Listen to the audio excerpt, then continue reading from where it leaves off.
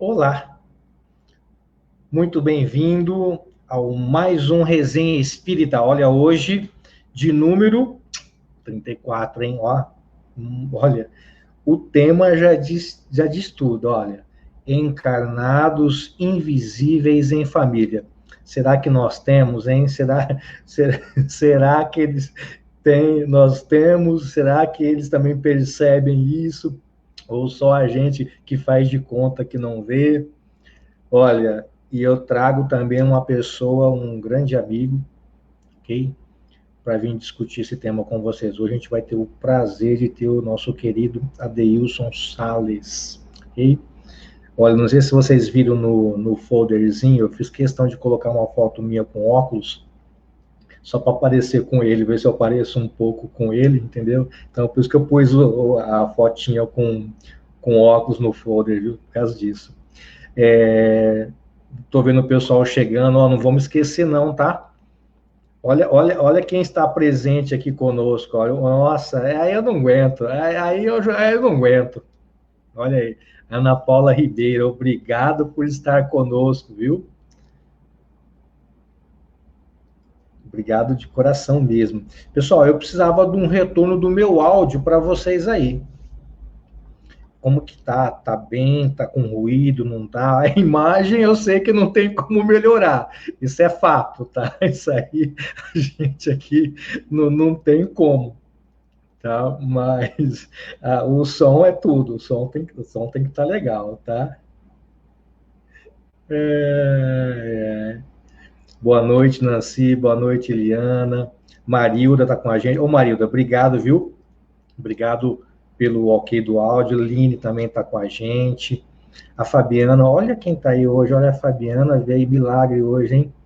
A Cris, eu não acredito que você veio, Cris, só porque é o Adeilson que você veio, né? Brincadeira. Nancy, olha lá, a Eliana tá aí, ó. A Edna Pontes, olha, um grande abraço a todos lá de José Bonifácio, tá? Um grande abraço. Rita tá com a gente, olha lá, Lenilda de Santa Fé. Um grande abraço a todos, ao pessoal de Cândido Rodrigues também está aí, ó, nosso querido Gambarini, Valéria Gil, ó. Quem quiser também colocar, ó, se frequenta algum centro, qual é a cidade, a gente vai falando aí, tá? A Miriam também, grande Miriam, obrigado, viu? Morgana, puder ajudar a compartilhar nos grupos aí, tá? O pessoal que puder, agradeço. A Ângela de Paraíso, ó, a cidade é um paraíso. A Maria Auxiliadora, Socorro de Fortaleza, olha lá que coisa boa. Liberaram as praias, né? Deve estar uma loucura aí. Olha lá o pessoal do Chico lá de Camocim, obrigado, viu? Pela sempre presença de vocês, sempre carinho. É a Denise lá de Macaubal, nossa, um grande abraço a todos de Macaubal, lá do Viana de Carvalho, a Silvia, a Ana, pessoal lá todo, viu? A Tânia, nossa, Tânia, quanto tempo. Poxa, muito bom estar com vocês, viu? Muito bom mesmo. Olha lá, a Aline de. A Renata tá aí, olha lá, a Aline falou aqui agora. Peraí. Olha lá, Aparecida de Taboado, obrigado, viu, Aline? Pessoal aí do Joana, né? Também. Lourdes lá de. Olha lá, o pessoal tá. Nossa, olha, até a Nair veio hoje, hein, Nair? Ei, Nair. Coisa louca. Nosso querido Luiz, terapeuta de São Paulo. Grande Luiz, grande físio, grande amigo de profissão. Gente boa demais esse menino. Então vamos lá, ó. O pessoal está chegando, enquanto a gente deu um tempinho para o pessoal ir se achegando. Queria pedir para quem puder já compartilhar, quem puder curtir, já vamos, temos vários grupos do WhatsApp, vários grupos aí de centros, vamos mexer a coisa aí, tá? Isso aí é interessante. Enquanto isso, eu quero convidar você para fazer grande Sérgio Perini, nosso treinador preferível. Aí. Queria convidar vocês para fazer uma prece, uma prece inicial. Então, aqueles que se dispuserem a acompanhar, tranquilo, não é obrigatório, aí fica a critério de cada um. Pediria que tirasse a mão um pouquinho do teclado do celular, do tablet, do notebook, do desktop, tira um pouquinho a mão só. Feche os seus olhos e dá aquela respirada bem funda e solta bem devagar. Respira fundo, solta bem devagar. E vamos nos conectar a Deus, ao Criador, ao Pai.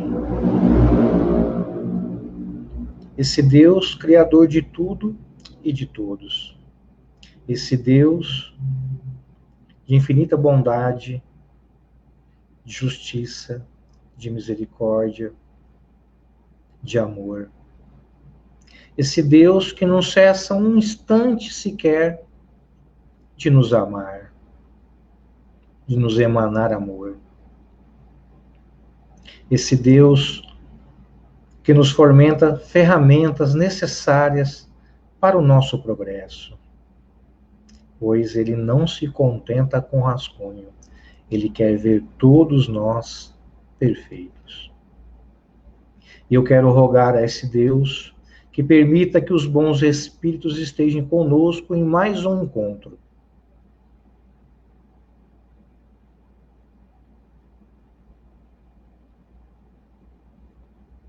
Que eles possam nos envolver, que eles possam nos inspirar, que eles possam nos ajudar a conduzir esse grande encontro dessa noite de terça-feira.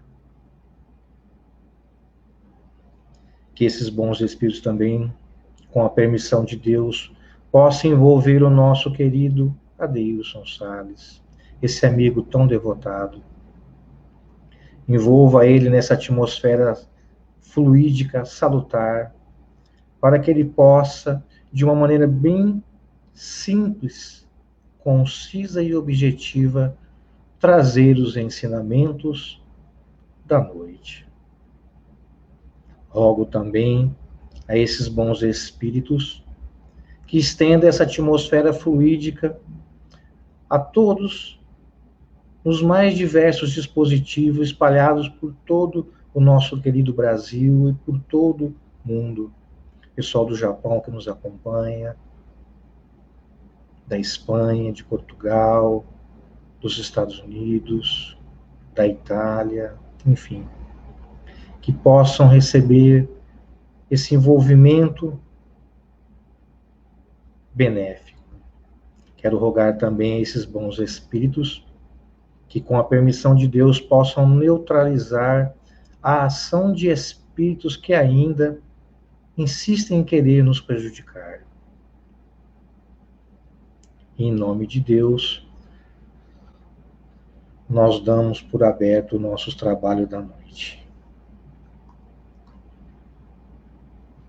O pessoal de América Brasileira também está chegando aí, a Cris. Então, vamos lá. Vamos apresentar o nosso querido convidado da noite, nosso querido irmão Adeilson Sales. Ele é natural do Guarujá, aqui do litoral do estado de São Paulo. Ele é palestrante espírita, ele é médium, é autor premiado pela Prefeitura Municipal do Guarujá. Ele tem, só para você ter uma noção, tá? Ele tem mais de 90 livros publicados, a maioria destinados à literatura infanto-juvenil.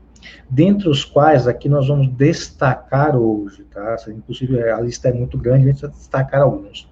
Nosso Lar para Crianças, Leon Denis Fala aos Jovens, Inimigo Íntimo, Coleção Jesus e as Crianças, Game Over, O Jovem Gladiador, eu vou citar um por minha conta, A Garota e a Boneca de Pano. Por quê? Porque esse livro eu pensei que era para criancinha, e quem me presenteou foi ele, e eu li, é um livro com profundas reflexões. E aliás, ó, não sei se vocês vão conseguir ver, eu vou sortear esse livro, tá? Para quem for lá no canal do YouTube, a Lei Paula, Espiritismo Kardec, curtir lá, se inscrever e acionar o sininho. Ao final, eu vou ver os que foram lá e eu vou sortear com fretes grátis para vocês. Olha lá, A Garota e a Boneca de Pano. Maravilhoso, me surpreendeu. Eu pensei que era livro de criancinha, falei, nossa, esse cara tá tirando uma comigo, né? Mas não, é profundo, com reflexões fantásticas, tá? Tudo bem? Então, para quem ir lá no finalzinho, vocês me cobram, eu vou fazer isso. Alguns de seus livros, né, são paradidáticos também, porque eles auxiliam, eles foram adotados por escolas, tanto públicas quanto particulares. A sua literatura infanto-juvenil também foi adaptada para o teatro, olha que interessante, e traduzida para a língua inglesa. Ele escreve para diversas revistas, inclusive o Reformador da FEB, a RIE, que é a Revista Internacional de Espiritismo, a revista Delfos e a revista Espiritismo e Ciência. Ele também, olha que interessante, ele atua como contador de histórias em centros espíritas, escolas públicas e também particulares, inclusive em universidades e empresas. Então, eu quero uma boa noite, olha, mais que especial para esse meu querido amigo Adeilson Salles. Boa noite. Boa noite, Ale. Que alegria poder te rever, mesmo que virtualmente, né, para matar um pouquinho da saudade. Tava Você com que é um saudade amigo, já, viu, cara?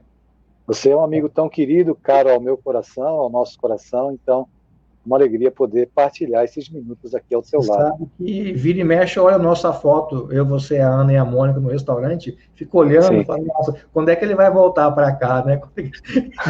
Agora, pós-pandemia, né, Ale? Se Deus quiser. Então. Mas aí eu falei, deixa eu tratar de trazer ele para cá, para o resenha, para a gente mata um pouco a saudade. Uma alegria realmente. Estou bem feliz de estar aqui contigo, para a gente conversar um pouquinho. Não, ótimo. Aliás, o pessoal, a Luísa tá aí já, ela admiro demais, ó, grande ser humano. Eu também concordo em gênero, número e grau, tá? Tive o prazer de conhecer essa fera, de compartilhar momentos com ele e a Ana, simplesmente demais. Mas olha, Adeus, esse tema, olha, você não tem noção do que eu me diverti já com esse tema, já. Sabe quando faz plim, e você começa a trabalhar ele, mas muitos que estão nos assistindo presencialmente e muitos que vão nos assistir após, talvez não entendem muito. Então, eu queria startar essa nossa live. O que significa, né? O que a ideia desse encarnados invisíveis de família? Encarnados, você me pediu um tema e eu fiquei pensando num tema singular, né? Que reflita a realidade, as pessoas acabam se surpreendendo depois, porque vão se dar conta daquilo que de fato esse tema representa e que certamente todos nós vamos se identificar de alguma forma com essa situação. Mas quando eu te dei esse tema, eu me lembrei do querido, saudoso Prêmio Nobel de Literatura José Saramago. José Saramago publicou um livro que se chama Ensaio sobre a Cegueira. E quem não assistiu esse filme ou não leu o livro, certamente está perdendo a oportunidade de fazer grandes reflexões em cima dessa obra. E, para mim, é um primor de literatura e retrata de maneira fictícia, né? Apesar que ele fala de pandemia também, né? A oportunidade de crescer com a leitura desse livro. Nessa obra, sem dar um spoiler muito profundo, mas dando um indicativo para que se possa compreender o porquê desse nosso tema, os encarnados invisíveis dentro do lar, em família, né? Ele conta a história de um homem que para no semáforo em Portugal, para o carro porque o sinal fecha, e as pessoas, os carros que param atrás dele, todos muito nervosos, como é característica das grandes cidades, que as pessoas não têm muita paciência. E quando o sinal abre, ele não sai com o carro. Então, aquelas pessoas educadas que encontram logo atrás já começam a xingá-lo, né? Já começam a buzinar, e as pessoas, os transeuntes, observando que o carro não saía, embora o sinal tivesse avançado, têm a sua atenção chamada para aquele senhor que está dentro daquele carro e não sai. Então, alguns se aproximam e indagam a ele o que está acontecendo.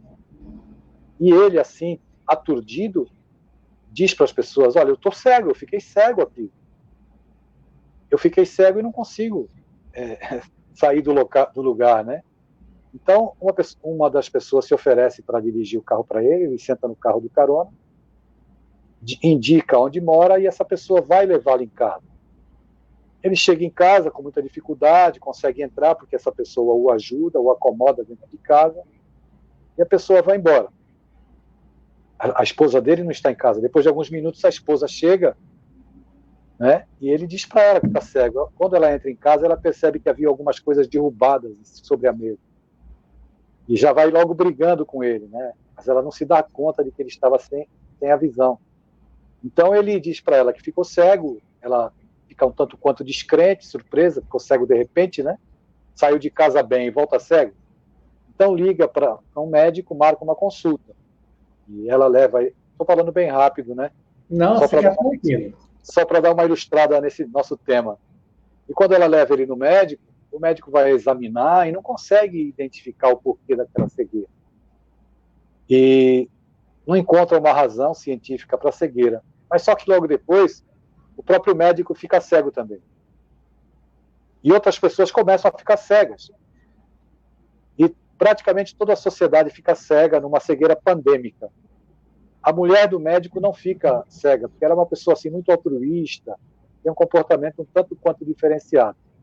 Então, essa é uma cegueira que o escritor Saramago traz para nós, que vai no filme, você vai observando as metáforas e vai percebendo que nós somos cegos para algumas coisas. Como, ao mesmo tempo, ele é um Nobel da Paz, eu sou um pobre escritor tupiniquim, está aqui na área de trabalho do meu notebook, um ensaio sobre a surdez, que eu acabei escrevendo algumas coisas. E o meu ensaio sobre a surdez é aquele que se refere aos pais que estão com os filhos dentro de casa. O pai não ouve o filho, só ouve aquilo que é seletivo, que lhe interessa ouvir. Pais que não conversam com os filhos, só falam, consequentemente não ouvem, então estão surdos. E isso é uma prática comum quando nós não valorizamos as pessoas. Então, quando você me pediu um tema e eu quis trazer um assunto assim de maneira interessante, singular, eu pensei nos encarnados invisíveis que estão dentro de casa, porque o encarnado invisível pode ser o pai, a mãe, o filho, a sogra, não importa. O que interessa é que existem pessoas encarnadas invisíveis dentro de casa. Eu escrevi o livro O Diário de um Fantasminha, que faz muito sucesso entre as crianças, né? Tem o volume 1 e o volume 2. Eu escrevi esse livro, Ale, por causa da história daquele menino Bernardo, que foi assassinado pelo pai, que é médico, no Rio Grande do Sul, e pela madrasta. Aquele menino pediu ajuda ao Ministério Público e ninguém viu. Pediu ajuda para os vizinhos e ninguém viu. Gritou, pediu socorro, ninguém viu, porque ele era invisível aos nossos olhos, ele estava invisível à sociedade, invisível à justiça, e nós só arregalamos os nossos olhos escandalizados depois que ele foi assassinado. No livro Diário de um Fantasminha, é evidente que eu não conto a história do Bernardo. Eu criei um personagem com o nome de Bernardo apenas para homenageá-lo e conto a história de um menino que é invisível dentro de casa. Né? Então, a nossa conversa de hoje parte dessa invisibilidade que muitos têm, a invisibilidade que caracteriza o gari, que caracteriza o frentista no posto de gasolina, quando você vai abastecer o teu carro, você não dá bom dia, você não cumprimenta, você não fala. Então, existem invisibilidades seletivas promovidas pelo nosso olhar egoísta, orgulhoso, enfim, cego. Não, perfeito. Nossa, muito bom, meu. Eu fiquei meditando muito sobre. E uma curiosidade,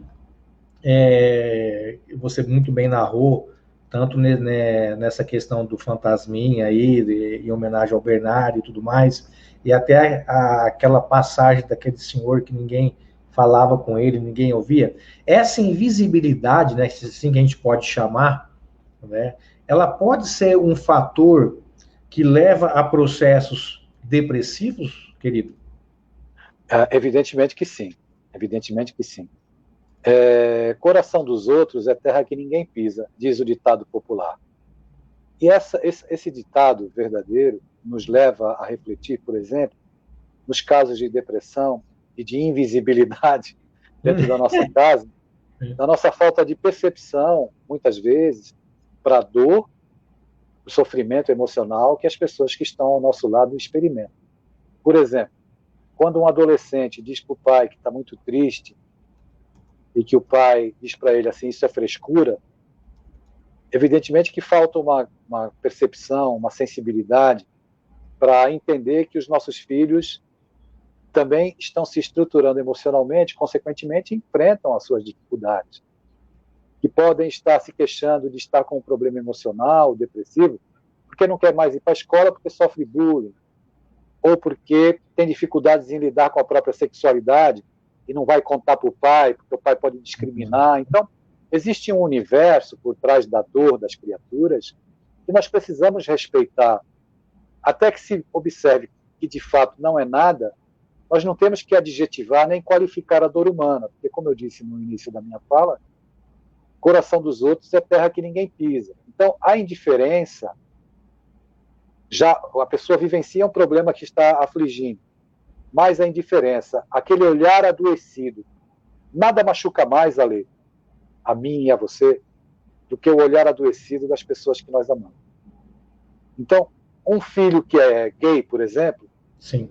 O olhar adoecido da sociedade para ele pesa menos do que o olhar adoecido da família, do pai e da mãe que o rejeita.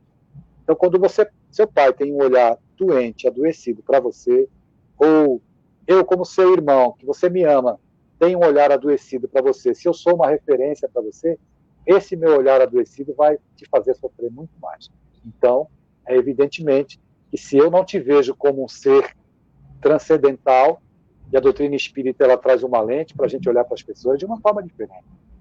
Quem é espírita não pode olhar para um filho achando que está educando um corpo. Ou quem é filho não pode olhar para um pai que apresente dificuldade de afetividade, por exemplo, sem entender que o pai também é um espírito que tem um legado educativo e que deve ter sofrido as próprias dores. Né? Então a gente tem que ter um olhar muito mais abrangente. Tá. Antes de a gente ir para o chat, no início da sua fala, Deilson, você citou a questão daquele senhor que estava no trânsito, de repente ele ficou cego, aí ele foi para casa, né, e continuou, né, naquilo, e os filhos, né, deixando ele de lado, aquela coisa. Vamos colocar dentro da nossa realidade, do nosso dia a dia. Como, no caso dos pais para com os filhos, relação mais familiar, tá? Como identificar essa realidade em relação aos filhos? Veja, a questão ela é muito complexa, né, Ale? Então, se eu sou um pai, um educador, que não tem o hábito de conversar com meu filho, se todas as vezes que eu me dirijo aos meus filhos, eu só sei falar, eu nunca parei para conversar com ele, evidentemente que eu não sei quem ele é. Se todo o tempo que eu tenho de contato com meu filho, eu falo, porque eu acredito que eu tenha todos os caminhos, que eu saiba toda a realidade, qual é o trajeto que meu filho tem que cumprir para ser feliz, porque eu entendo que eu seja o dono da vida dele, o dono da verdade, que ele não pode me contrapor em momento algum. Se o meu hábito é só da fala, que asfixia, né, que não permite que o meu interlocutor se manifeste como ele é, evidentemente que eu vou ter dificuldade de saber quem é esse interlocutor. Porque se o meu filho me teme, ele tem medo de mim, ele não se revela. Então ele representa um papel, um personagem. Sim. Esse momento de pandemia, ele é ímpar, porque nós estamos vivendo um instante em que nós temos que ter clareza de lançar um olhar mais abrangente para os filhos, para a esposa, para o marido. Esse momento é ímpar para isso.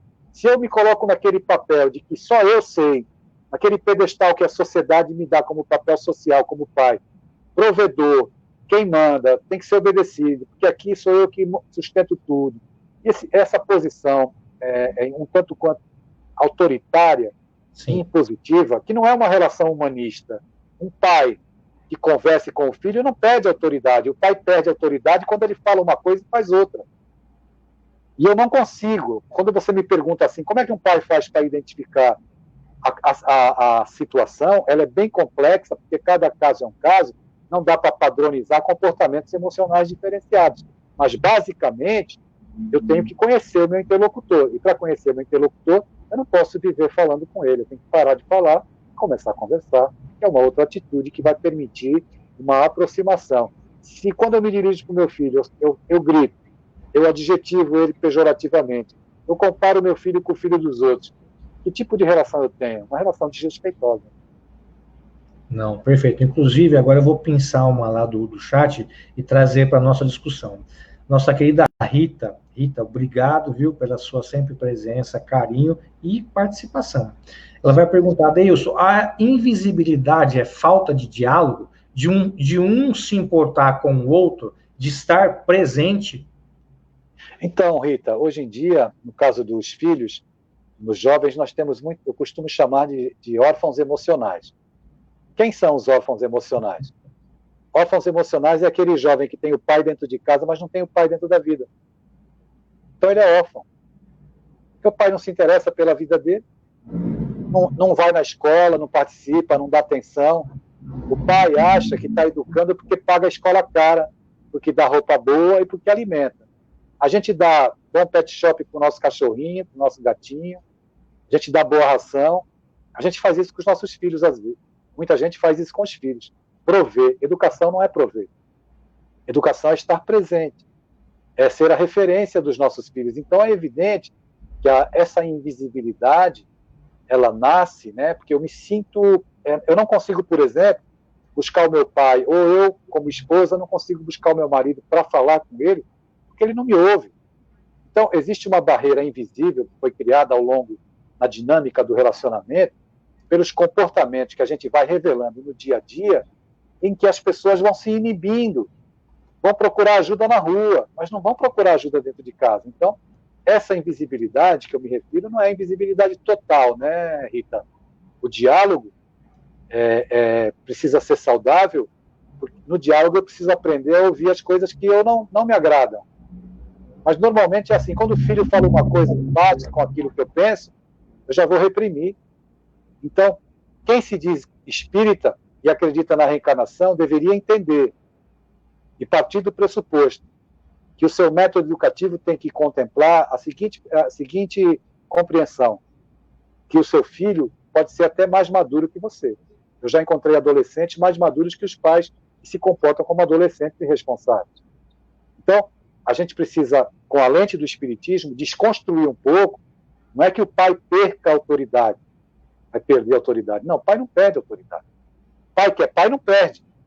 Pai que perde a autoridade é aquele que grita, que xinga, que compara, que violenta, que não dá espaço, que sufoca, cala a boca, né? E faz chantagem emocional. Esse pai perde a autoridade. O filho passa a ter medo dele. E quando tiver oportunidade, vai embora de casa. O pai que tem autoridade é aquele que não precisa gritar, porque o exemplo dele já é um grito silencioso. E o filho olha, não é? E pensa assim, admira esse homem. Já que a gente está no meio espírita, aqui conversando, né? É possível que tenha algumas pessoas que não sejam espíritas nos assistindo, mas para os espíritas eu faço essa colocação. Os pais estão para os filhos como Emmanuel estava para Chico Xavier. Os pais são os mentores dos filhos. Não, perfeito. Mas tem uma outra questão no chat que se eu não colocar ela, eu tenho certeza que vai trazer problema. Então eu tenho que trazer essa questão, tá? Ana. Ana Ribeiro, ela vai fazer uma pergunta para Deilson. Como trabalhar com mais de um filho sem que um deles se sinta invisível ou incapaz? Ana, obrigado pelo seu sempre carinho e presença. Essa pergunta eu vou desconsiderar porque partiu de uma criatura invisível. Mas eu vou dar um exemplo que eu costumo contar nas palestras, né? Alguns pais, educadores, me procuram e dizem assim, olha, eu tenho 3 filhos, criei os 3 do mesmo jeito, dei as mesmas coisas, a mesma mesada, as roupas de qualidade, eu dei tudo, a mesma escola, paguei a mesma escola cara, e esse saiu desse jeito assim, essa ovelha negra. Onde foi que eu errei? O senhor que fica falando aí de educação, me diga onde eu errei. Eu digo, o senhor errou na educação dos 3, meu amigo, porque não se educa espíritos diferentes da mesma maneira. Então, quando a gente percebe diferenças, e vai perceber, porque são espíritos diferentes, o nosso método educativo também tem que ser diferente, porque tem filho, você coloca lá no alto da montanha, Ale, empurra, nem assim o danado rola. E tem filho que você vira para olhar e já voou, porque ele tem uma outra maturidade. Então, como educadores, nós temos que procurar ter a percepção e entender, né? Se você não tem mais de um filho, e se você tinha irmãos, na educação que você recebeu pelo seu pai, você sabe o quanto essa realidade que eu digo é verdadeira, né? Porque nós estamos lidando com espíritos diferentes. Então, eu preciso ter a percepção, porque se eu sou pai ou mãe, o educador tem que ter essa clareza, né, de observar os filhos e as necessidades de cada um. São diversas. E entender que para um eu tenho que ser mais rigoroso, para outro eu tenho que ser mais afetuoso, tenho que estar presente na vida dos dois, atendendo às demandas emocionais de cada um, que são diferentes. Assim, eu não vou fazer com que um se torne invisível em detrimento do outro. Muitos filhos são ciumentos, às vezes, Ale, porque percebem que a mãe, minha mãe dá mais atenção para o meu irmão, não dá para mim, aquela coisa toda. E acontece muito isso. Na minha família acontecia muito, enquanto a minha mãe estava encarnada. Mas a gente percebe, eu particularmente percebia, que aquele que tinha mais, ficava mais agarrado na barra da saia da minha mãe, era o mais frágil emocionalmente. E ela precisava dar mais cuidados a ele. Era assim que eu entendia, né? Não, ótimo, perfeito. Aliás, né, pegando a sua deixa aí, e se esses pais que tiveram mais que um filho, né, no caso da pergunta aí da Ana, se eles já forem, né, desde a sua formação espírita, eles têm que ter um entendimento um pouco mais dilatado, porque eles sabem muito bem que esses filhos que estão inseridos no nosso lar hoje, né, na nossa casa, dentro do nosso teto, são seres que trazem, cada um na sua evolução, bagagens diferentes, tanto do intelecto, quanto da moral, quanto até de vivência, de experiência. Então, tem que ampliar esse campo de visão mais ainda se os pais, na ocasião, já seguem a doutrina espírita. Não que os não espíritas também, mas em especial os espíritas. Mas uma coisa interessante... pode falar. Não, eu ia dizer que os não espíritas não precisam olhar pelo lado de que o meu filho é um espírito, ou que tenha reencarnado, seja de um jeito ou de outro. Eles podem olhar para os filhos e entender que cada um tem uma estrutura emocional. Então, cada um tem uma demanda emocional também. Por isso que a gente pode também ter um olhar, mesmo não sendo espírita, para essa realidade de que cada filho tem uma estrutura emocional, desenvolveu a sua subjetividade desde a infância de maneira diferente. Não, perfeito. E uma coisa interessante que durante esses dias que a gente vem mantendo contato, eu fiquei imaginando, né, a questão dos encarnados invisíveis em família. Aí, no caso dos pais para com os filhos para com os pais, aquela coisa. Mas aí eu fiquei pensando numa coisa. E nos relacionamentos afetivos, que nem namorado com namorada, noivo com noivo, no casamento, isso também acontece ou não? Acontece, Ale. Acontece, sim, claramente. Acontece. Durante o período de namoro, é pouco comum, porque você está naquela fase do encantamento e está ali vivendo aquela paixão, aquele relacionamento mais intenso. Depois que o relacionamento ganha a rotina, a dinâmica dos dias, as pessoas costumam ir relaxando, deixando de lado as preocupações inerentes ao início de um relacionamento. Quer fazer aquele agrado, procurar tratar de uma maneira totalmente diferenciada a pessoa, que está conquistando, né? Quer viver o sonho de um amor e depois um posterior casamento. Mas muita gente se esquece que essa postura de alimentar afetivamente a relação deveria ser uma constante, não com a mesma intensidade do começo, mas é sempre importante um elogio, uma referência, um agrado, e as pessoas acabam se tornando invisíveis, né, porque elas vão deixando de lado o relacionamento vai ficando pelo caminho, e depois cada um passa a viver, acontece com muita gente, dentro de um mundo próprio, e aí cada um tem a sua mente, as suas ilusões, as suas fantasias, que podem passar longe da união do familiar e do próprio vínculo afetivo entre o casal. Então pode ocorrer a relacionamentos extraconjugais, busca por aventuras e toda uma sorte de coisas. E as pessoas dizem, não, mas acabou o amor. O amor não, poderia não ter acabado. Nós abandonamos o amor. Ele precisa ser nutrido, alimentado. Então, existem pessoas que vivem num automatismo tão grande e chegam a viver essa cegueira, essa invisibilidade. Eu passo todo dia e todo dia está no sofá. Você vai trabalhar, se você morasse à beira-mar, por exemplo, você mora perto de uma praça bonita, você passa todo dia no mesmo caminho e você não olha mais para a praça bonita e não olha mais para o mar, porque você acostumou. Dentro de casa, a gente acaba tendo esse mesmo comportamento com relação aos outros. Então eu me lembrei daquele filme Avatar, em que os personagens, quando amavam uns aos outros, eles não diziam assim, eu te amo. Eles diziam, eu vejo você. E a gente está precisando ver as pessoas, né? Ver as pessoas dentro de casa, os filhos, a esposa, o marido, não importa. Nós precisamos ver, porque tem muita gente invisível se relacionando com a gente, conosco, né? Inclusive, eu até já comentei isso aqui numa live. Tem um amigo que, quando entrou essa fase de pandemia, né, e ele é do grupo de risco, e ele teve que, né, sei, essas saídas que ele tinha, essas coisas, parou, né? E aí ele, falando comigo, ele disse assim, Ale, vou te conversar uma coisa, cara. Esses dias eu tô ficando em casa o dia inteiro, já faz um tempo, 2 meses já. Rapaz, até que minha mulher é gente boa, viu? Não é tão ruim, não. Falei, ainda bem, né, cara? Menos mal que você descobriu isso. Até que ela é gente boa, eu tava conversando com ela, rapaz, ela é gente boa demais. Menos mal, né? E é bem por aí mesmo. Talvez se não fosse a pandemia, ele não ia ter essa percepção dela. É justamente às vezes as pessoas procuram buscar compromisso na rua porque não conseguem ficar em casa, quando na verdade elas não conseguem ficar na própria companhia. Sim. Naquele livro que você falou, que eu lancei na Bienal de São Paulo em 2018, O Inimigo Íntimo, é um livro, sim, que eu trato dos inimigos íntimos, está escrito lá na orelha, né, do livro. Eu escrevi essa frase e a editora colocou na orelha. O cúmulo da rebeldia é você morar sozinho e querer fugir de casa.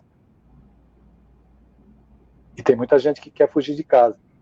Mas não é da casa de alvenaria, é fugir de si mesmo, porque não consegue administrar as suas dores, os seus conflitos emocionais. Nossa, interessante essa sua fala, né? Aliás, falando sobre essa sua frase, né, que estampou na orelha do livro lá, Inimigo Íntimo, às vezes a pessoa, não, como você bem disse agora, ela não quer sair daquela casa de alvenaria, mas sim do seu eu, né? Daquele eu interior. Então, me veio algo aqui. O suicídio, ele pode ser a consequência também dessa invisibilidade? Pode. Essa invisibilidade, eu diria que, vamos colocar um nome na invisibilidade, indiferença. A indiferença para com as pessoas, ela, a depender da criatura, se a criatura for muito frágil emocionalmente, ela pode desencadear processos dolorosos e de ideação suicida. Então você veja, o suicídio, quando ele acontece, ele chama atenção. Mas Ale, antes o suicídio é precedido de pequenas mortes emocionais. Então a criatura vai morrendo emocionalmente. E ela pode morrer, por exemplo, pela indiferença, por não encontrar motivação. Ela tem tudo dentro de casa. Sim. Tem um lar aconchegante, abastado, os pais aparentemente são gente boa, mas só não falam com ela, né? Não ligam. Ou quando dizem alguma coisa, não têm cuidado com aquilo que falam. Então, é muito perigoso no processo educativo de uma criança ou de um jovem, tem um peso muito grande as coisas que os pais falam. Então, quando você diz para um filho assim, você atrapalhou minha vida, você não sabe o tamanho do estrago que você está fazendo no coração do teu filho. Quando você diz que ele atrapalha, que você não pôde mais estudar, que você não cumpre mais teus compromissos ou não cumpriu, porque o teu filho tomou o teu tempo. Isso é um crime. Isso é um crime. E tem muita gente que faz isso. Sim. E aí, como é que o teu filho vai se sentir? Eu fiz uma palestra no Rio de Janeiro para jovens e para adultos, para pais. Tinham umas 500 e poucas pessoas. Depois de uma hora de fala, foram meia hora de perguntas e respostas. E a última pergunta dizia assim: eu sou a pior pessoa da minha casa. Se eu não existisse, a minha família seria mais feliz. O que eu faço? Então, a minha resposta não era uma pergunta, era um grito de socorro, né, na verdade. E a minha resposta foi tentar trabalhar, naqueles minutos que eu tinha, a desconstrução que essa pessoa tinha da ideia de si mesma, de que era a pior pessoa da família. E depois que acabou tudo, que eu tentei desconstruir, que eu fui para os autógrafos, a fila estava bem grande aquele dia, veio uma família, um pai jovem, uma mãe jovem, um casal muito bonito, um filho de 12 anos, um garoto de 8. O garoto de 12 anos veio com um livro na mão para que eu autografasse para ele. Eu autografei, perguntei a ele se eu podia abraçá-lo, nós nos abraçamos. Eu estava sentado. Aí eu olhei para o pai dele e perguntei: posso abraçar seu pai? Ele disse: pode. Aí o pai se abaixou e me abraçou, eu não levantei. Quando o pai foi tirando a mão, largando o meu corpo, tirando a mão de volta do meu corpo, o pai começou a chorar como criança, assim, soluçando. Eu não pude dar atenção a eles porque eu tinha a fila para atender, né? Então eles saíram, mas depois eu soube que quem tinha feito aquela pergunta de que era a pior pessoa de casa tinha sido aquele garoto de 12 anos. Então, se ele dizia que era a pior pessoa de casa, é porque alguém disse e ele ouviu. E aí ele começou a se sentir invisível, um peso dentro de casa. São muitos suicídios que ocorrem por causa dessa questão, dessa invisibilidade emocional, dessa falta de afeto, desse câncer nas relações chamado indiferença, que corrói e mata as pessoas. E aí, evidentemente, a gente não está falando, mas paralelo a isso tem uma dimensão espiritual, né? Tem entidades desencarnadas que influenciam, se aproveitam desses momentos para ir minando a resistência emocional da pessoa, promovendo, né, potencializando a dor. Ninguém te ama mesmo. Tá vendo? Fulano não presta atenção em você. Tá vendo? Olha, ele olha para o cachorro, não olha para você. Então, existe um trabalho que pode acontecer das trevas, potencializando esse instante, e você vai construindo uma ideação suicida até um instante, no momento em que isso acontece. Não, perfeito. Vamos dar um link lá no chat. Tem algumas pessoas que não têm Facebook, mas que recebem o nosso link e conseguem visualizar, ouvir normal, mas não conseguem participar do chat. E aí ela pergunta, o Rael pergunta assim: a internet colaborou ou não para essa invisibilidade? A internet é uma rota de fuga, né? Ela não é. A gente não pode demonizar a internet. A gente tem que continuar demonizando a falta de equilíbrio humano. Quando a gente usa tudo exageradamente, evidentemente não tem equilíbrio, acaba sendo pernicioso. Agora, se eu sou tratado com indiferença dentro de casa, evidentemente que a vida virtual pode ser uma rota de fuga para mim. Então, até que ponto isso é saudável? É claro que não é saudável. Mas naquele momento está servindo. Se eu fizer do meu uso virtual algo edificante, pode me ajudar. Se a minha opção for por algo que não é edificante, vai aumentar o tamanho do meu problema. Então, é bem complexa a situação. A gente não pode colocar diagnósticos definitivos, né? Porque vai variar de pessoa para pessoa. Mas eu observo que o cerne do problema é a nossa falta de limites em lidar com a vida virtual. Uhum. Não, perfeito. No seu livro Game Over que você trata sobre alguns assuntos relacionados à internet também ou não? Perfeitamente, Game Over. Fala um pouquinho desse Game Over para nós. O título é chamativo já, mas a leitura dele é muito, muito profunda também.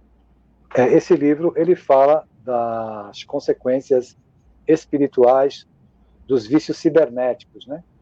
Da permanência excessiva nas redes sociais, dos processos obsessivos que são deflagrados a partir da falta de educação em lidar com o vício cibernético. Eu trago em mim o meu histórico de vidas passadas, na internet, com a erotização da sociedade, com a possibilidade de qualquer pessoa acessar conteúdos pornográficos com celular, pedir droga delivery, etc, etc, etc.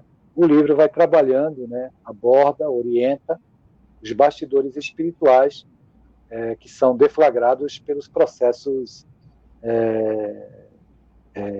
de viciação cibernética, os processos obsessivos, como é que eles se desenvolvem. Então, ele conta histórias impressionantes, né, de suicídios de adolescentes que acabam, através da disputa de games, se entregando à ideação suicida.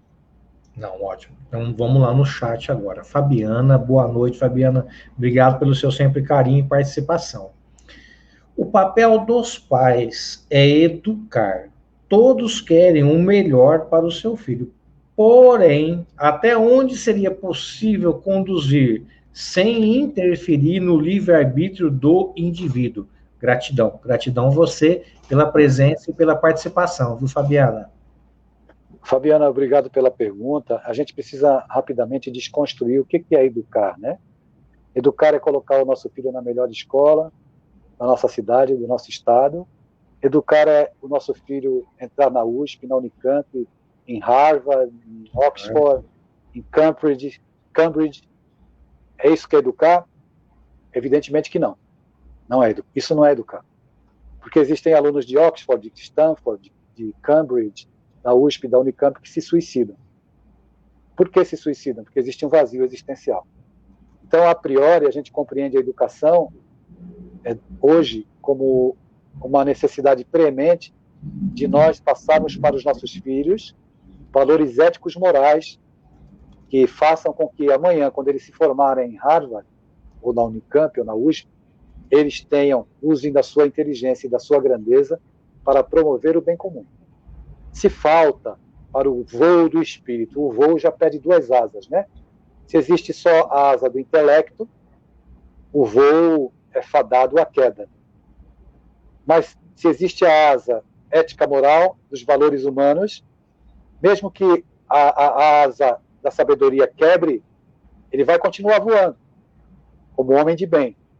Agora, se só existe a sabedoria, ele pode se tornar um grande cientista, um déspota, que procure obter vantagens, não é? E sempre usufruir da sua inteligência a benefício próprio. Então, a educação hoje, ela pede urgentemente que nós passemos valores para os nossos filhos, porque amanhã a vida vai lhes trazer as grandes frustrações. Se eles não experimentarem, eles não terão estrutura emocional para lidar, e a frustração vai fazer com que eles acreditem que todos os desejos são direitos adquiridos. Quando os desejos não forem atendidos, eles podem optar até pelo suicídio, porque eles não têm valoração da vida, eles não têm compreensão do que é a vida. Então, você me pergunta como é que eu faço para não interferir, né, Fabiana?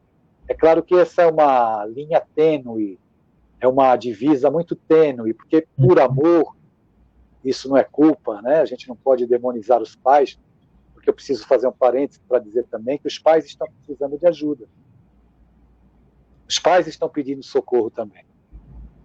Então, a gente tem a preocupação. Quando me chamam para falar com jovens, eu sempre pergunto, e com os pais? Eu falo quando? Porque às vezes o problema está nos pais, não está nos filhos. Mas não é porque o pai seja culpado, é porque ele é inábil, ele não consegue. Ele está dentro de um contexto educativo, da herança educativa que ele recebeu do pai, que não serve para o momento atual. E aí existe uma confusão muito grande. Então a gente tem que olhar os dois lados da questão. Mas voltando para finalizar a resposta, Fabiano, você me pergunta sobre os limites. É muito difícil a gente chegar a esse limite, porque normalmente a gente quer proteger demais. Então eu costumo dizer assim, o pai não pode ir à frente para impedir que o filho caia, porque o filho precisa cair com as escolhas que ele faz.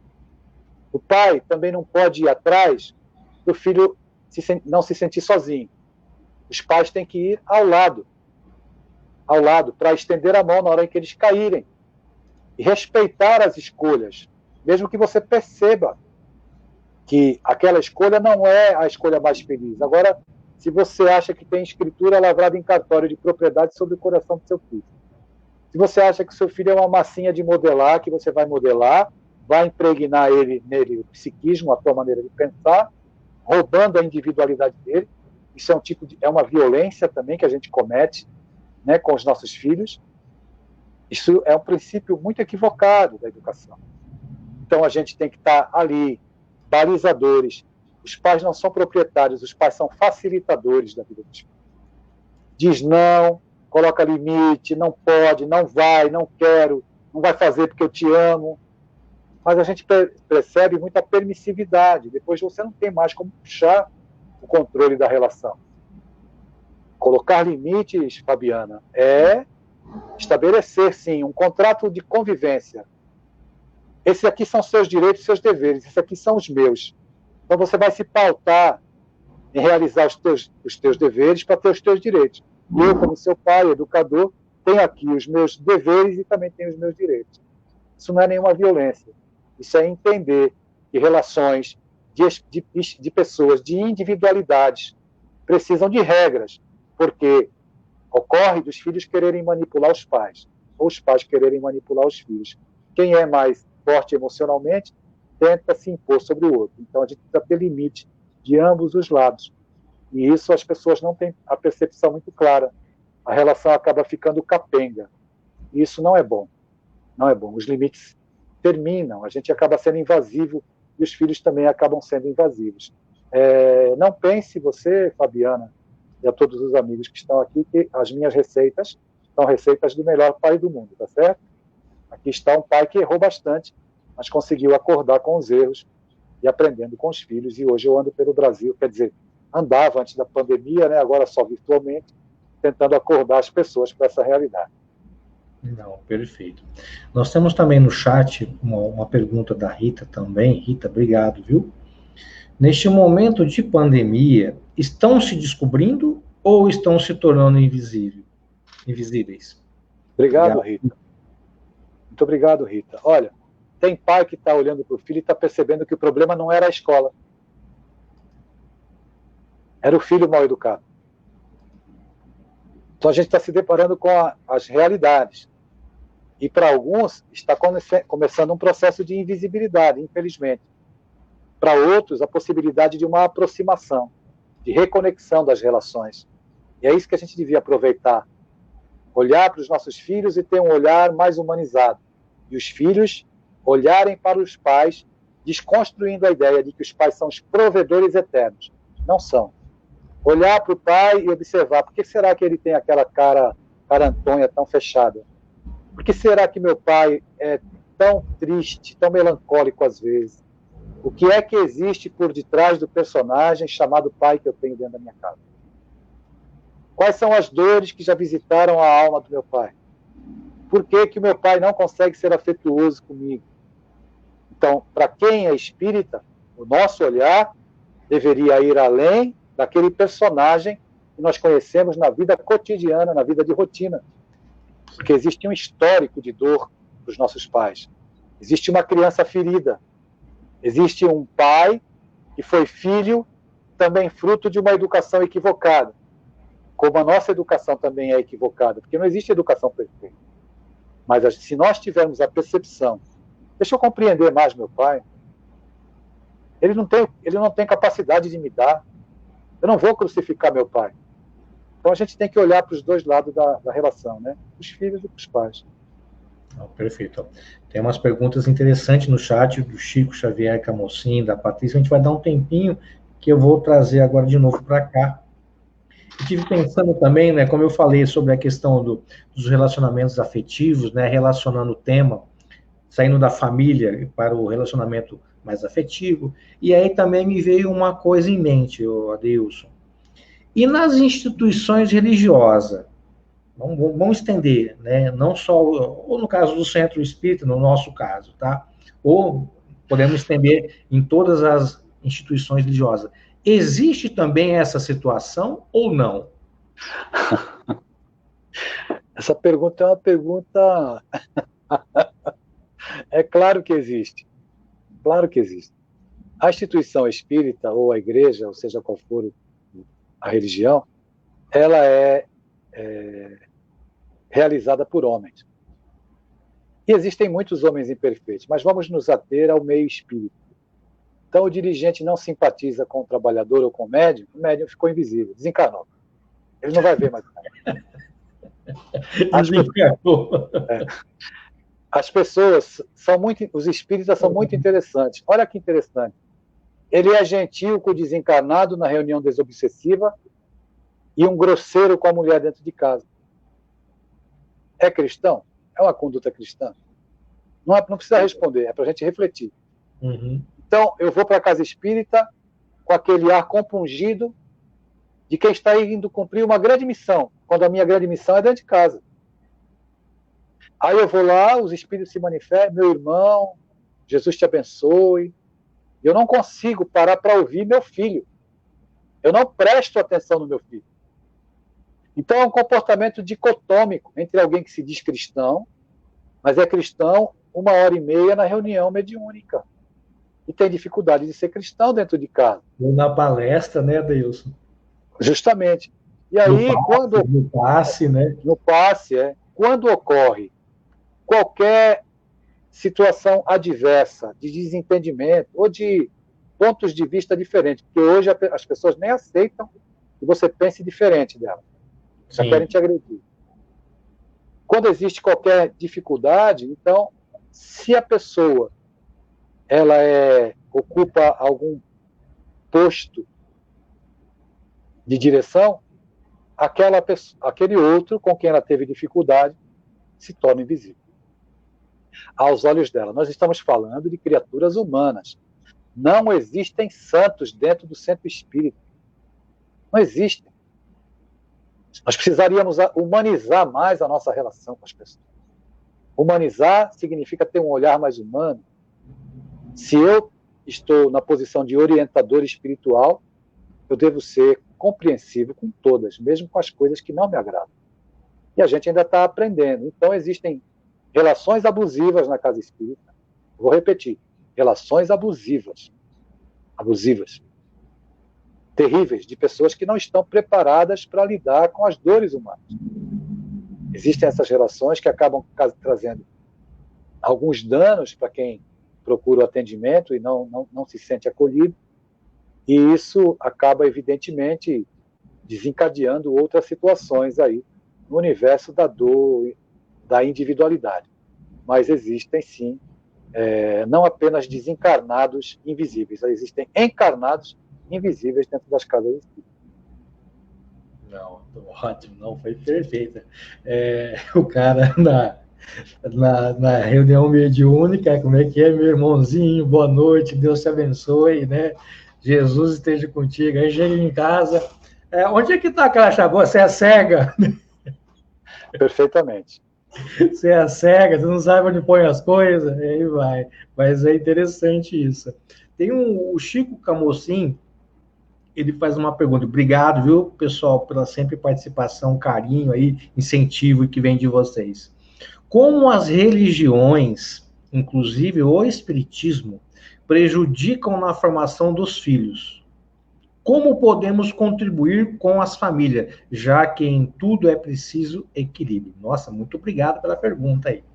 Meu amigo Luiz, pseudônimo, Chico Xavier de Camocim. Sim, Meu amigo Luiz, não são as religiões que criam os problemas. Quem cria os problemas são os religiosos. Então, é a interpretação da sua religião. Por exemplo, o espírita faz uma interpretação equivocada sobre o livro dos espíritos ou qualquer informação. E aí, dentro da interpretação dele, ele coloca em prática a interpretação distorcida. Então, não é propriamente a religião. Toda religião ela tem uma proposta de espiritualização da criatura. Mas nós criamos os nossos conceitos. Então, eu acabo discriminando as pessoas, que eu entendo que não se comportem dentro dos meus padrões éticos morais. Não é que o espiritismo me diga que eu deva discriminar. Eu discrimino, porque eu sou ignorante. Eu interpreto e aplico na vida dos outros. Na minha eu não aplico, mas na dos outros eu aplico. Então, isso é um desserviço para a religião, para o espiritismo, para o catolicismo, protestantismo, budismo, judaísmo, não importa. Então, veja, você pega o Alcorão, leia o Alcorão, você vai ver que é um livro belíssimo. Mas e a interpretação do Alcorão? existem diversas interpretações. Existem aqueles radicais, aqueles que acham que tem que matar em nome de Alá, isso, aquilo. Então é a criatura humana. O grande problema é a criatura humana. Eu tenho para mim que educar os garotos e as garotas, os jovens, seja qual for a religião, não pode ser um processo de catequese. Vem aqui que você tem que pensar como eu vou te dizer para pensar. Principalmente para quem é espírita. A educação, na nossa compreensão, dentro do meio espírita, deve ser a promoção de vivências e não de passar conteúdos, repetindo o modelo das escolas. Eles querem fugir da escola a semana inteira, vai para a casa espírita no sábado, chega lá, repete o mesmo modelo professoral. Isso não pode acontecer. Tem até chamada. Até chamada, perfeitamente. A questão que nós devemos nos preocupar é de promover vivências acerca de Deus, da caridade. Vamos falar sobre Deus? Vamos para a floresta, vamos para a praça, vamos para a praia. Vamos promover vivências, sensibilização. Vamos falar sobre caridade. Então vamos visitar os adolescentes que têm câncer. Você está entendendo? É tocar o coração, mexer na alma humana. E aí você passa a informação, ensinamento. Mas não querer catequizar. Vem aqui, olha, Deus é a inteligência suprema. É que a criança saia do centro repetindo isso, o jovem repetindo isso. Evidentemente que é uma prática assim, que afasta esse pessoal do centro, né? Principalmente quando a gente tem observado na prática aqui na nossa região, Adeilson, e em outros lugares também em contato com amigos, que as mocidades estão cada vez mais vazias, né? Estão se esvaziando, estão se perdendo muito, já nem tem mais como montar uma mocidade. A pessoa vai bem naquela evangelizaçãozinha infantil, né? Chegou ali na pré-mocidade, mocidade, já cai a mula, já nem fica mais. Falta também consciência dos dirigentes, né? Tem dirigente que não faz nem questão de implementar a evangelização infanto-juvenil, o que é lamentável. Não, vamos lá. Patrícia traz uma pergunta também interessante. Patrícia Albuquerque. Obrigado, viu, pela presença, o carinho. Pais esclarecidos numa estrutura educacional e religiosa, mas que são abusivos, são copartícipes na queda emocional dos seus filhos ou ambos são responsáveis? Obrigado, Patrícia, pela participação. Obrigado, Patrícia. Um abraço para você, viu? Obrigado pela participação, pela pergunta inteligente. Os pais estão nas condições de tutores emocionais, né, Patrícia? Então, eles têm um grau maior de responsabilidade. Então, quando eu, por qualquer circunstância, eu asfixio o meu filho, eu não dou liberdade de ele se manifestar, de ele se revelar, de ele se mostrar. Quando eu sou abusivo na relação, quando eu sou extremamente autoritário, quando eu não respeito meu filho, evidentemente que eu vou estar causando sequelas. Pode acontecer do meu filho ser, por uma condição espiritual de maturidade, ele sair bem, e depois de cuidar da vida dele, e olhar para os pais e observar os pais com compreensão. Mas na maioria das vezes não, porque nós temos uma ascendência muito grande. Os pais são aquele porto seguro, o filho é o barquinho. O filho precisa desatracar, viajar pelo oceano da vida e voltar, mas ele precisa ter um porto seguro. E os pais são esse porto seguro. São as nossas referências. São para os nossos pais que nós olhamos primeiro. É deles que nós esperamos essa presença que tenha autoridade, mas que não revele o autoritarismo do abuso emocional, da coerção emocional, do constrangimento emocional. Porque é evidente que haverá, sim, consequências, lesões emocionais no desenvolvimento do meu filho. Ele pode ser inseguro, pode não ter autoestima, e uma outra série de circunstâncias que podem estar ali sendo íncitas no caráter dele, que irão se mostrar mais tarde no comportamento de um adulto que não consegue decidir nada sobre a própria vida. Bom, perfeito. Nosso querido Chico Camocim também faz uma pergunta interessantíssima aqui. Há muitos pais que querem educar os filhos se apresentando como amigos. O que é mais importante, ser pai ou ser amigo? Obrigado, Chico. Luiz, um abraço, meu irmão. É mais importante ser pai. Seu filho não precisa de amigo. Amigo ele tem na escola. Precisa de pai. Pai com P maiúsculo. Pai presente. Pai que diga não. Pai que se interesse. Eu vou trazer um dado para ilustrar essa resposta. Um dado que eu consegui no meu contato com os jovens nas escolas. Eles me dizem assim, eu queria que meu pai se interessasse pela minha vida, não dissesse não. Então, os filhos muitas vezes se ressentem da ausência dos pais, principalmente na idade da adolescência e na idade juvenil. Importante que os pais estejam presentes. Pais, amigos eles têm na escola, nos clubes sociais.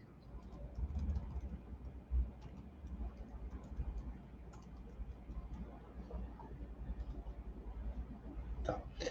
Uma outra questão que levantaram agora aqui no nosso WhatsApp, o pessoal não tem acesso ao chat, eles perguntam o seguinte: como ficaria, então, quando o casal tem um pai que participa de um centro, que é o exemplo aqui, e a mãe participa de uma outra religião? Como ficaria essa educação no caso da religiosidade em relação aos filhos? Veja, a gente não tem que passar religião para os nossos filhos. Nós temos que passar exatamente religiosidade. O que é religiosidade? Religiosidade são comportamentos éticos morais equilibrados. Então, eu não tenho que levar meu filho para a catequese ou levar para a mocidade. Eu tenho que dizer ao meu filho, passar para ele valores de homens de bem. E isso independe de religião. Não é preciso ter religião para ser um homem de bem. Então, eu não tenho que disputar com a minha esposa. Olha, eu sou espírita, ele tem que ir para a mocidade. E se a mulher, não, ele tem que ir para a escola dominical ou para o catecismo. Quer dizer, é dois tontos. Isso não é uma postura adequada de quem quer educar um filho. Não é importante que os nossos filhos tenham religião. É importante que eles tenham espiritualidade. Espiritualidade, ele é consciente com o planeta, com o meio ambiente. Ele respeita o pai, ele respeita a mãe, ele respeita o irmão, ele respeita o colega. Então, isso são valores humanos, valores nobres e dignos. Ele vai entrar num transporte coletivo, não vai sentar no lugar do idoso. Então, isso não é nada pueril. São valores que fazem a diferença de uma sociedade civilizada. E começa a ser civilizada a partir do lar. Por isso, não é importante quem é budista, quem é macumbeiro, quem é umbandista, isso não importa. O que importa é que os pais deem bons exemplos e orientem os filhos.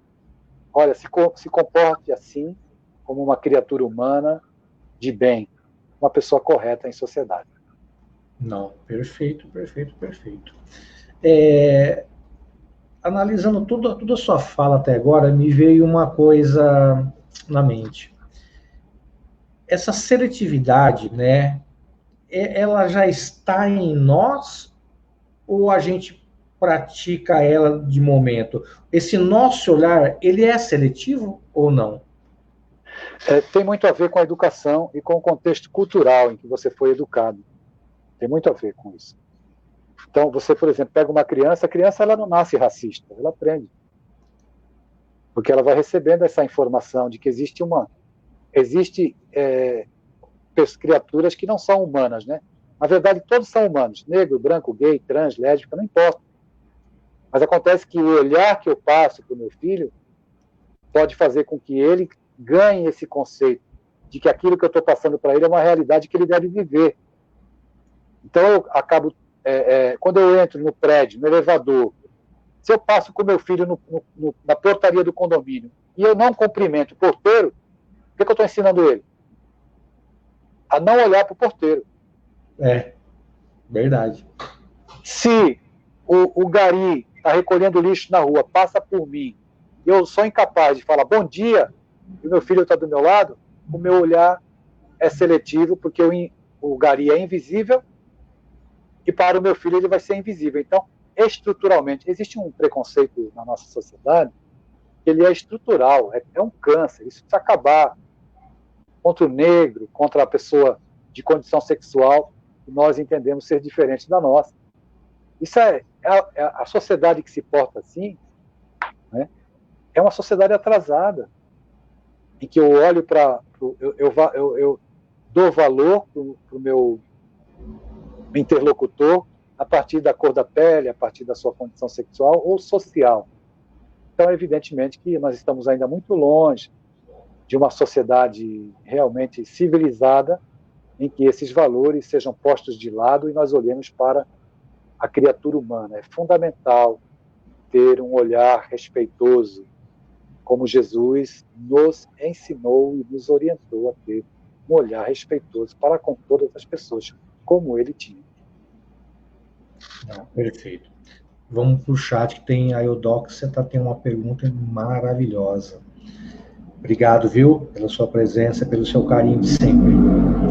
Adeus, até que ponto é responsabilidade dos pais tentar ajudar os filhos a vencer os vícios que todos trazemos, para que retornem à pátria espiritual melhores que vieram? Oi, Eudóxia, obrigado pela pergunta, inteligente, muito boa. Eudóxia, a gente tem que fazer a nossa parte da melhor forma possível. Existe uma parte que cabe aos nossos filhos fazerem. Se eles não fizerem, o problema é deles. Mas nós, enquanto pais, ofereceremos bons exemplos, estaremos ao lado, partilharemos, não rejeitaremos os nossos filhos, tendo eles a condição que eles tiverem. Né? E aí, existe uma obra que só pode ser executada pelas mãos dos nossos filhos, e não pelas nossas. E essa obra vai trazer para eles o aprendizado próprio, o aprendizado que lhes cabe, consoante o estágio evolutivo em que eles se encontram. Então a gente tem que transpirar, participar da vida, estar do lado, estender a mão, se cair a gente levanta, se cair de novo a gente levanta, se cair de novo a gente levanta, se cair de novo pode passar a vida toda levantando, a gente vai levantar, mas a obra que cabe a eles é deles. Então, se os pais têm essa consciência e implementam o esforço necessário, o filho cai no uso da maconha ou das drogas, seja lá o que for, você não pode se condenar porque o seu filho se decidiu, ou numa balada, ou em algum momento, começou a fazer uso de drogas. Né? Então, você só vai ser responsável, se sentir responsável, se você não estava presente em nenhum momento da vida do seu filho. Se ele era um órfão emocional. Se ele estava dentro de casa contigo e você não estava dentro da vida dele. Fora isso, ele tem responsabilidade sobre aquilo que ele escolhe, sobre aquilo que ele faz. Não, perfeito. Você citou no início da sua fala a história, né, do livro do José Saramago, e a vida é um ensaio sobre a cegueira, no caso, e a surdez também? Sim, é verdade. A gente tem que ir tirando a trave do nosso olho. A trave do preconceito. Então, quando meu filho me disse que era uma filha, por exemplo, eu tinha um olhar para a comunidade LGBT acolhedor. Era isso que eu enxergava como prática de vida minha, de acolhê-los, de amá-los, como sempre foi. Mas quando foi dentro da minha casa, que eu olhei e que me deparei com a minha própria experiência, né, de ter um filho, uma filha trans, aí eu tive que tirar a grande trave de definitivamente, graças a Deus, olhar todas as pessoas, independente de qualquer condição que elas tenham, de cor, de etnia, de condição sexual, como seres humanos. Eu posso dizer para você que a minha filha trans foi um grande presente que Deus me deu, me ajudou. Mas nós temos sim aí um trabalho longo de debelar essa surdez, né, de nós ouvirmos só apenas aquilo que nos interessa e de ter uma visão seletiva só para as coisas que realmente despertam em nós o interesse de ganho ou de conquista. Não, perfeito, perfeito. Até qual que é a importância sobre essa temática, né? Qual que é a importância da doutrina espírita no trato dessa temática, Deilson? Ela é muito importante, Ale. Ela é muito importante. Quando a gente diz assim, eu acredito na reencarnação, se você tem esse discurso, né, se você abraça isso como verdade, todos os seus relacionamentos têm que passar por uma nova visão. A gente tem que olhar diferente para os filhos, para o marido, para a esposa, para os pais.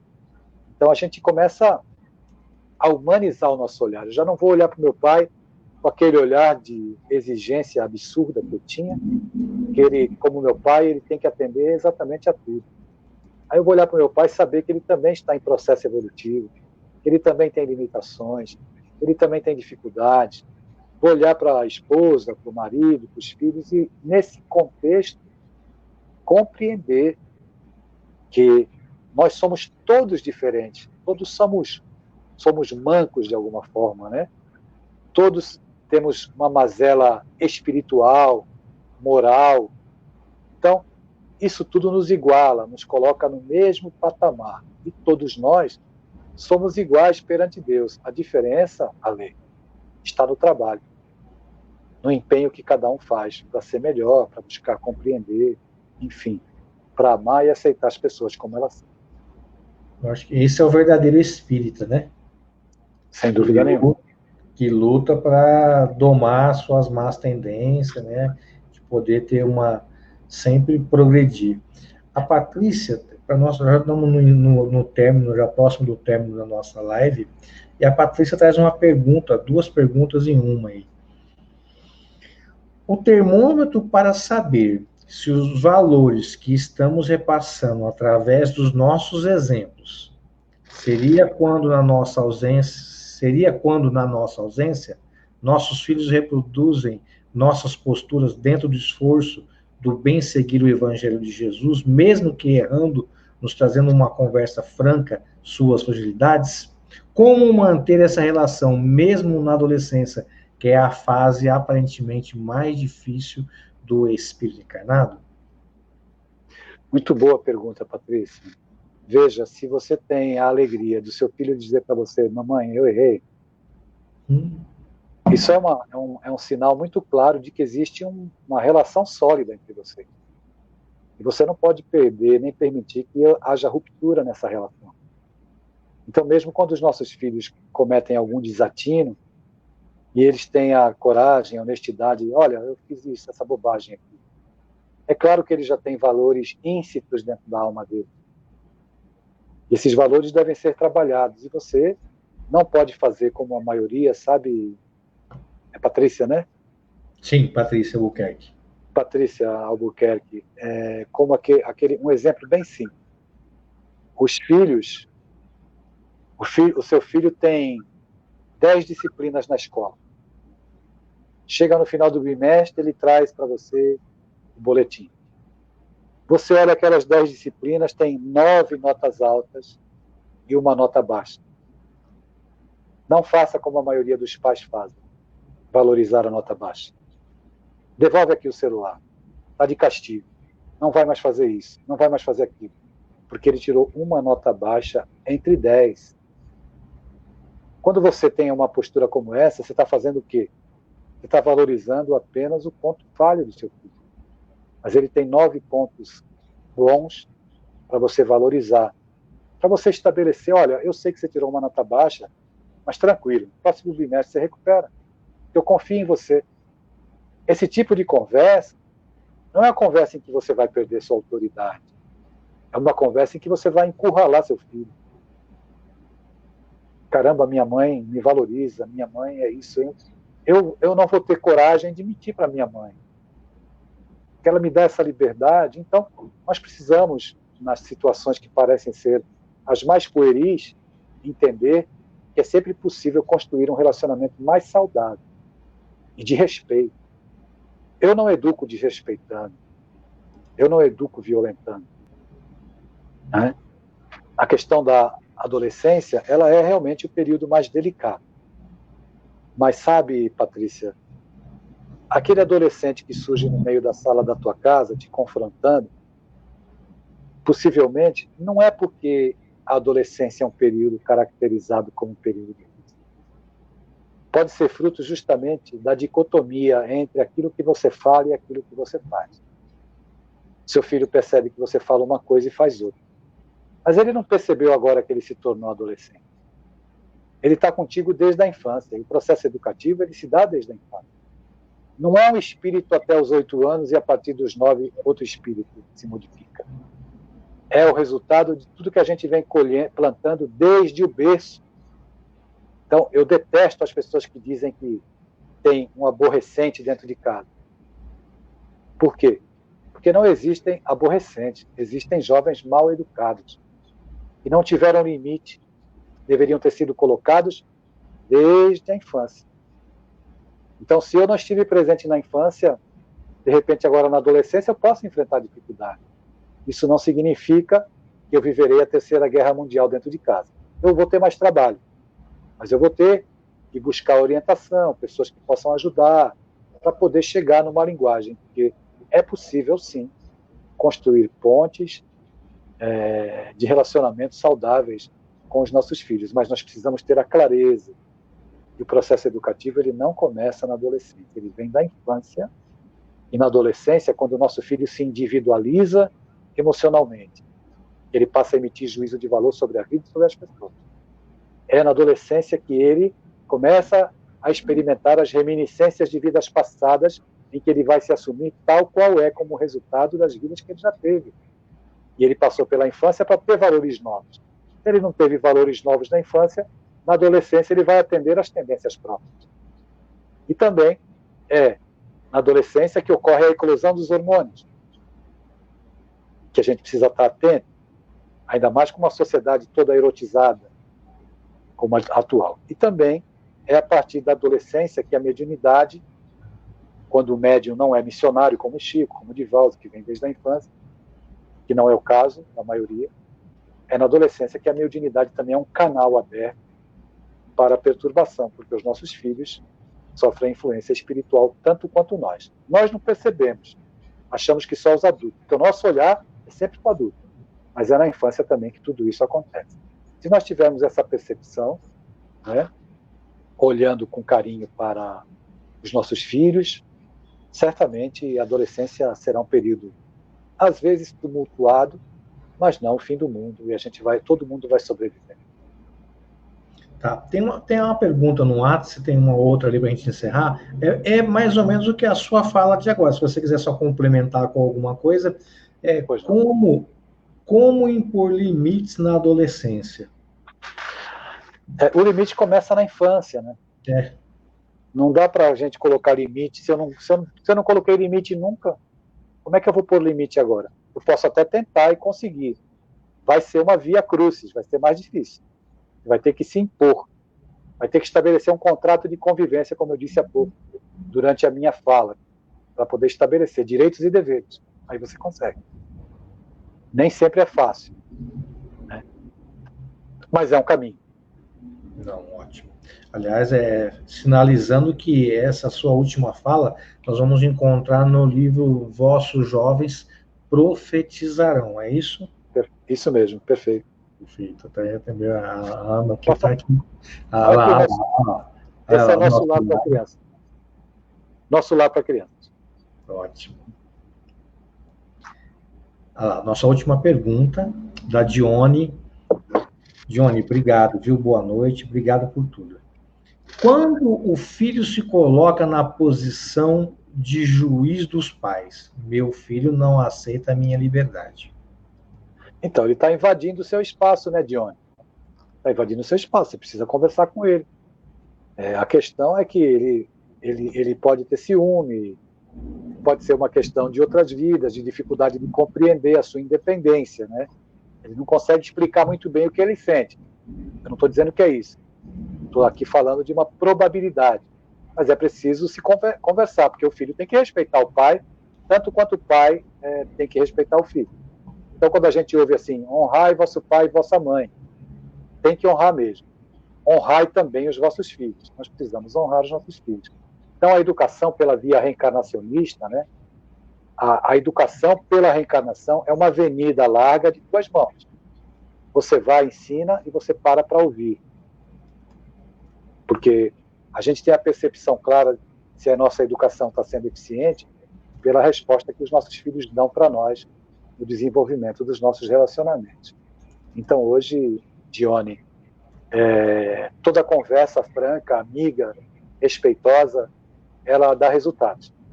Você faz a sua parte, conversa com seu filho, e ele, quer queira ou não, pode não aceitar, ele vai ter que entender que você é responsável pela sua vida. Não, ótimo. Ó, lembrando que na próxima sexta, 21h05, nós teremos aqui o nosso querido Sérgio Thyssen falando sobre depressão, uma visão médico-espírita.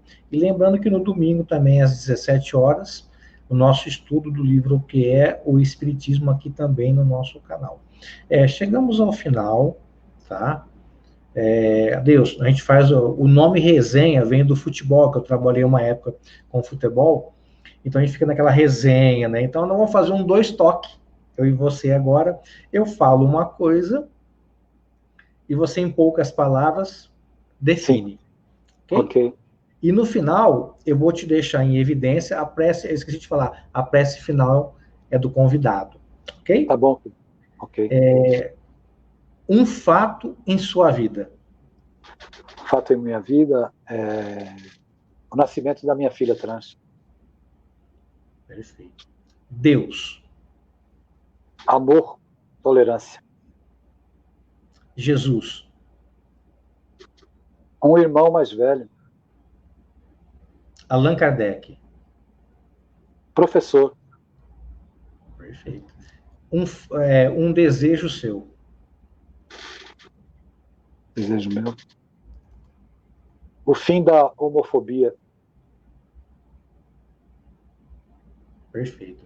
Então agora, ó, lembrando que essa live, daqui a pouco nós vamos transportar ela para o YouTube, a Lei de Paulo, Espiritismo Kardec. Se você quer ainda concorrer a um sorteio desse livro grandioso aqui do Adeilson, é só você ir lá, se inscrever e acionar o sininho, que já.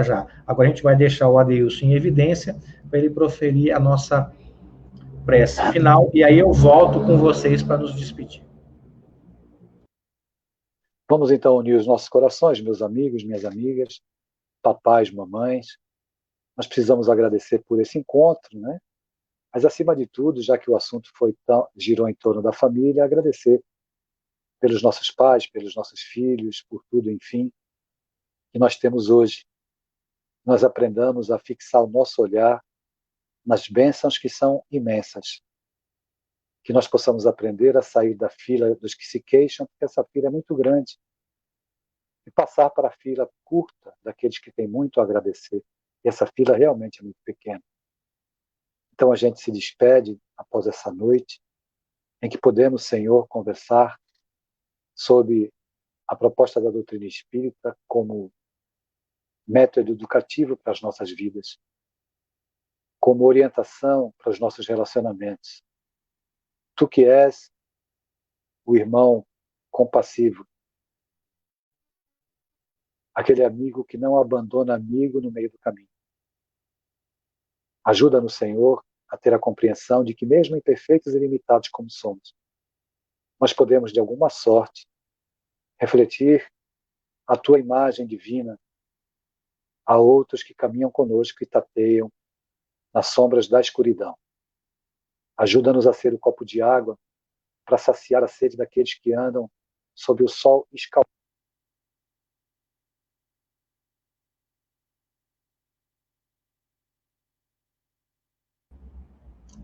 Para iluminar o caminho de quem caminha sobre as trevas da ignorância. Ajuda-nos, Senhor, a fazer silêncio quando os nossos lábios não tiverem uma palavra de incentivo, de amor e de respeito ao nosso semelhante. Na condição de aprendizes, nós te pedimos nesse momento que tu possas estender a tua mão amorosa sobre todos nós, nos abençoar hoje e sempre. Assim seja. Olha, muito obrigado, gratidão por tudo. Eu vou tirar você um pouquinho, fique em off, que já a gente volta a conversar, ok? Ok.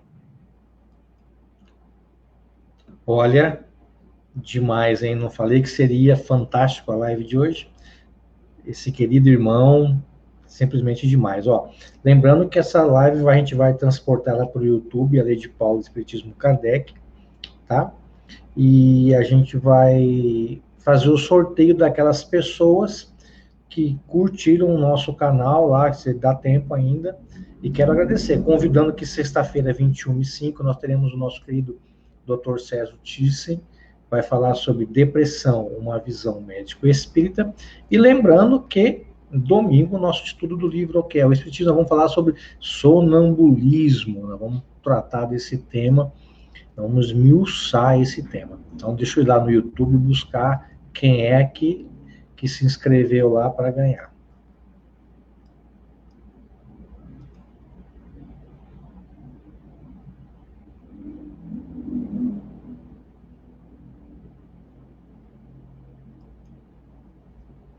Olha, Juan Pedro Lopes.